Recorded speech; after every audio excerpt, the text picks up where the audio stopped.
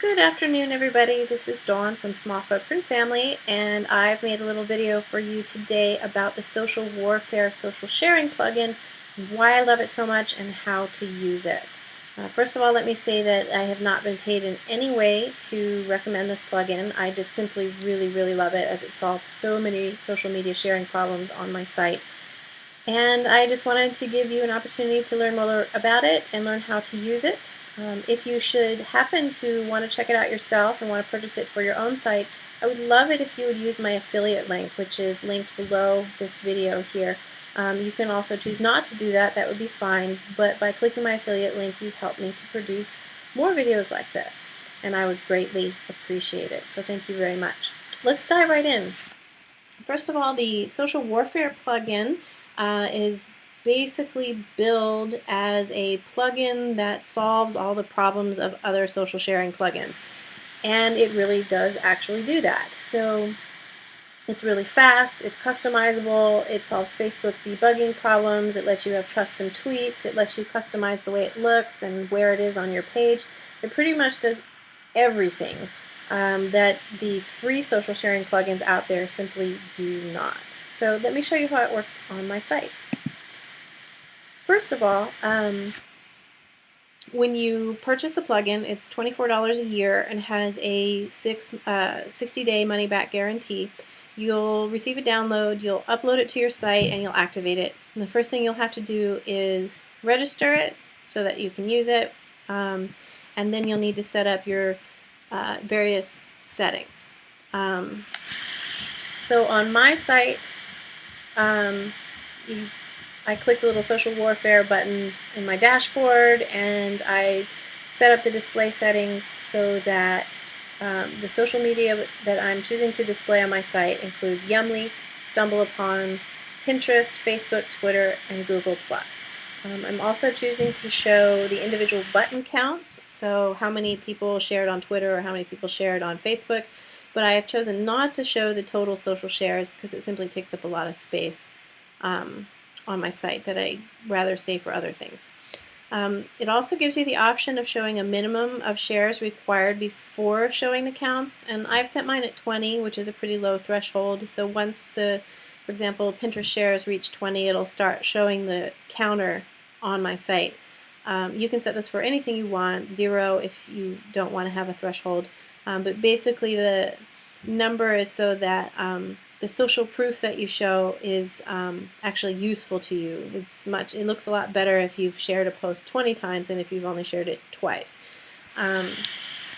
You also get to choose how you want to share, or what order you want to put the share buttons in. I have mine ordered dynamically by share counts, so if a post is got more pins, then Pinterest will be the first one that's shared, the first one that's shown on the site, and if, for example, it's been shared on Facebook more times, then Facebook will be the first one shown on my site.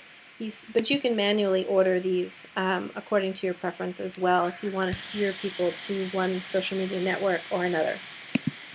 Once you have set up your basic social media button configuration, you get to dive into the visual options. For the visual options, there's a couple of different default settings. For example, there's the flat and fresh setting, leaf on a wind, hills, etc., etc. I choose flat and fresh for my site. You can use the default color set. You can use varying shades of gray that when you roll over them change color. You can set a custom color to be, exactly complementary to your blog site, if that's what you want. Also with the hover, you can set, for example, when you hover over it, it turns to outlines, or it could change to a custom color. In other words, you can make these buttons any shade, any outline, any color, and even any size you might like to have on your site. So this is how I have it configured for my site. I'm using the brighter brighter out-of-the-box colors. I like a slightly larger button size, and you can see how they're going to look on my site when it's all said and done. Next, you choose your display location. I'm choosing to display on posts above and below the content. I'm not placing social media buttons on my pages because my pages are very administrative and they don't need to be shared. I'm also not showing it site-wide because I don't want all those social media buttons on my home page. My home page is full of blog blurbs, you know, just small excerpts from each post, and I don't want to see social media buttons on each and every single one of them. So I've turned it off for the site-wide. But I have put it on my product posts because I'm using WooCommerce on my site and I want people to be able to share the products on my site. And then all the various other types of posts, depending on what you're using on your site, you can choose to display it or not display it. I'm also not using the vertical floating buttons. A vertical floating button would be over here on the side, maybe on the other side of your screen, and it would remain static while people scrolled. I don't like to use the vertical floating buttons because they have a tendency of covering over the text of your post when people are reading it on a very small screen. I'd rather have a horizontal floating button that floats at the bottom of the page, and that's the next configuration.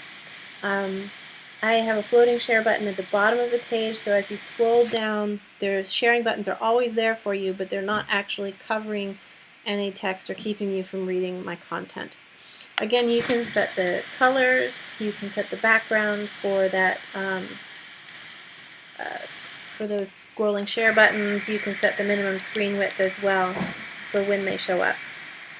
Next, you get into the configurations for each individual social network. For example, if you use click to tweet, which is where you have a line of text in your site, maybe a really cool quote or something like that, you can set it up in click to tweet so that people can see it and they just push the button and it tweets it. They come with different themes as well, and you can even create a custom one using CSS if you know how to do that.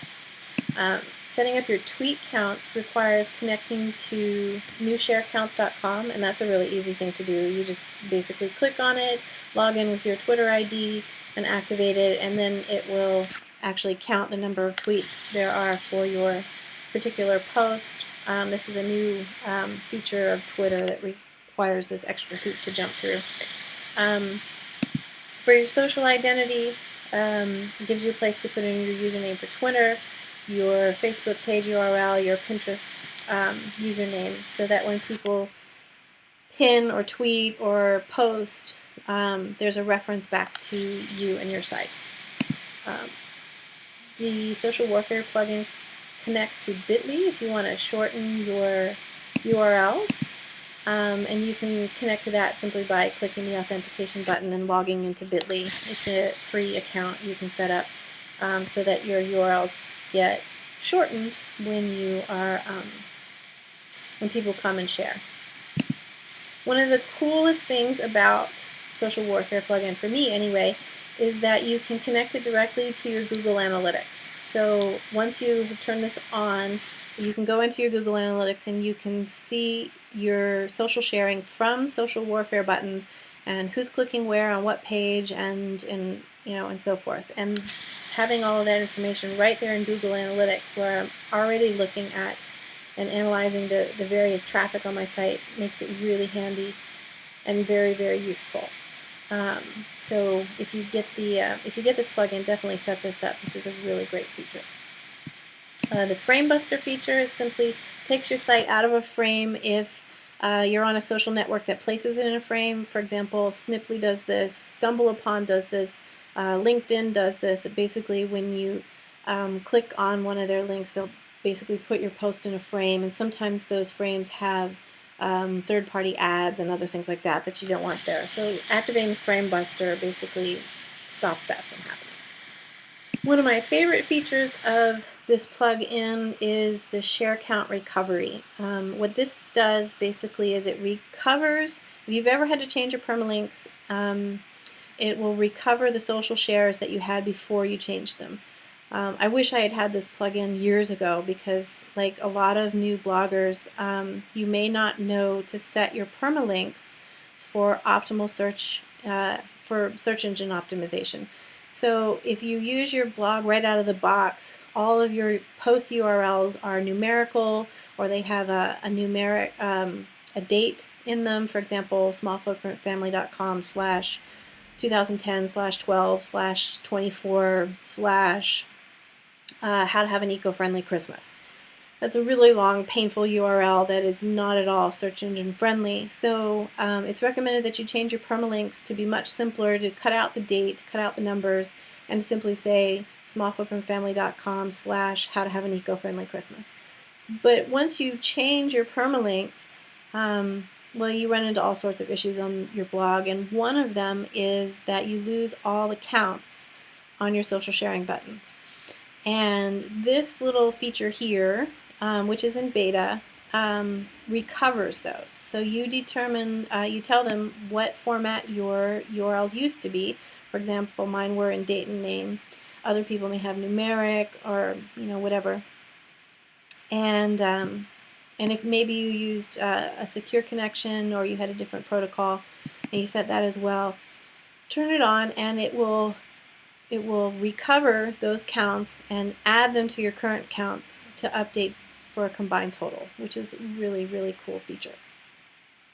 So let's see how this works in a post. I'm going to come over here to this particular post. I was having a lot of issues with my social media. I didn't like the way the free plugins looked. They had, branding logos in some cases from the company that made the plugin. They had a lot of awkward features. They didn't keep the counts right. They didn't debug Facebook. They just had a lot of social media issues that I was having to solve manually again and again. Once I got this plugin, I decided it would be completely worth it to go back into my most popular posts and configure them using this. This obviously takes some time. It's something that I wish I had a VA to do for me. But I think it's completely worth it because it has given me complete control over how my posts get shared, what gets shared, and I can also track in Google Analytics how it's being shared as well, which is really helpful. So this is one of my more popular posts, and I'm going to walk you through how to configure it for the Social Warfare plugin. So my post looks a lot like any other posts that I'm sure you all are creating for your blog. It's got some images, it's got a bunch of links, it has all these other things going on here in it. So one of the things that you can do with this plugin is you can click to tweet, and you can add that with this button right here. So I have already set up a click to tweet here for one of the quotes, one of the block quotes out of my particular post. It reads, "Hybrid seeds were the seminal foundation of industrial petrochemical dependent monocultures. Click to tweet." So when you come over to my post here about GMOs, you'll see here's the click to tweet. There's my quote that was there, and there's a little button that says click to tweet, and when you click it, it gives you the quote, it gives you the link in bit.ly, and it gives you the buy a small footprint fan, because I set all of this in Social Warfare ahead of time. So if you like to use Twitter, if your visitors use Twitter, the click to tweet feature is really, really handy for getting people to engage your content and share it directly on Twitter. Back to the post. The reason that I bought this plugin, although it has a lot of great features, the main reason I got it was because of its control over Pinterest. A lot of the free social media sharing plugins, when you click the Pinterest button, you get this window showing every single image on your entire blog page. Your masthead, your sidebar images, all of the images that happen to be in the post, maybe even the thumbnails from the related posts. It's just this huge hodgepodge of every single image that happens to be on the page. And the visitor is left having to pick one, and it may or may not have a good description on it. It may or may not identify your site. It may or may not be a good pin, one that will bring you more traffic down the road. So this drove me crazy. I really couldn't stand this huge window full of every single image, especially all the sidebar images and ads and things. And I really wanted to have control over what people were pinning so that I could set a visual brand for my site using Pinterest. And this plugin gives me complete control over what people pin. So first of all, we'll start at the top. You get this nice little window underneath your post editor. And it first asks you to configure Google+, Facebook, and LinkedIn. And it tells you that it'd be great if you put in an image that was 1280 by 720, the optimal size for horizontal size for these social networks. So I'm going to go ahead and pick an image here. I'm going to just use my lead image here because it's just fine for my purposes. Track it down here. There it is. And I'm going to go ahead and place the social media title there, the difference between open pollinated, hybrid, and GMO seeds. And I haven't put anything in social media description because I use Yoast SEO, and I set the snippet already, and that snippet is just fine for Facebook or Google or LinkedIn. If I wanted to do something different, I would put it up in that box, but the snippet I have for Google is just fine. You'll notice I have a different title here in Yoast, the difference between hybrids and GMOs. That's because my keywords is about the difference between hybrids and GMOs, whereas the actual title of the post is the difference between open pollinated, hybrid, and GMO seeds. So I want Facebook to I want Facebook to post this title, not the one I have in Yoast SEO. So the way to get it to do that is to place the title I want into this box. And so it will pull this title, not the one that's in Yoast. And likewise, I've placed nothing in the media description because I wanted to pull from Yoast because that snippet is just fine. So scrolling down, we get to Pinterest. I've already placed a Pinterest description here. It's longer than my snippet. It says basically the same thing the snippet does, but with a little bit more detail, plus a call to action. Click to learn the difference, which I like to add to my pins to encourage people to click through. Now I'm going to go ahead and select an image for Pinterest. Let's see here. Where did I put it?